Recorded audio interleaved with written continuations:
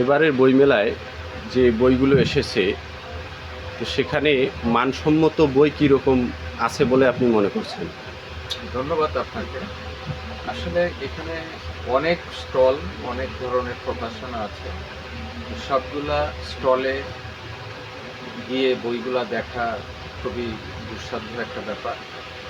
তবে বই আমাদের বিশেষ করে বিজ্ঞান ভিত্তিক যারা লেখালেখি করেন, এই বইগুলো আমার নিজের আগ্রহে, নিজের প্রয়োজনে সেটাকে পড়ার চেষ্টা করি এবং লেখক সম্পর্কে জানার চেষ্টা করি। তবে সব বইয়ের বা বইমেলায় যে বইগুলো এসেছে সবগুলো এই বছর একটু ডিটেলস হয়তো আমার মানে ধারণায় নাই। তবে আমার নিজস্ব যে সার্কেল বিজ্ঞান ভিত্তিক যে জায়গাগুলো যারা বই লেখালেখি করেন, সেক্ষেত্রে এখানে যে বইয়ের এখানে নাম নাই বললাম, একজনের নাম বললে হয়তো আরেকজন রাগ করবে, এই জন্য নামের মধ্যে যাচ্ছে না। অনেকের যে বিজ্ঞান ভিত্তিক যে বইগুলা এবছর এসেছে তার মধ্যে কিছু লেখক সম্পর্কে যে আমি বলতে পারি, তারা নিঃসন্দেহে গুণী একজন লেখক। তাদের বয়স এই 25 থেকে 40-এর মধ্যে।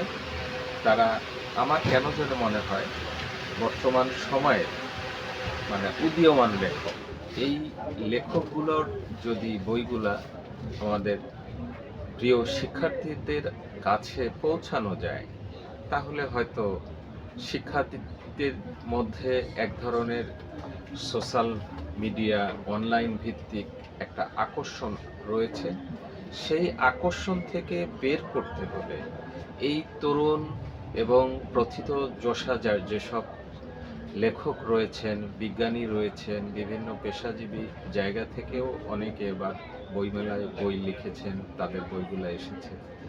এই শিশু এবং শিক্ষার্থী বান্ধব বিজ্ঞান ভিত্তিক বইগুলা যদি প্রকাশ করা হয়, তাহলে আমার মনে হয় যে পাঠ্যক্রমে যে বইগুলা বাচ্চারা সরাসরি পড়ে স্কুল এবং টিচারের কাছে, তার সহায়ক বই এই কিছু কিছু বই এবছর বইমেলায় যেগুলো এসেছে এর মধ্যে থেকে বাছাই করলে বেশ কিছু বই বিজ্ঞান ভিত্তিক শিক্ষার্থী যারা আছেন তাদের হাতে সহায়ক বই হিসেবে তুলে দেওয়া সম্ভব।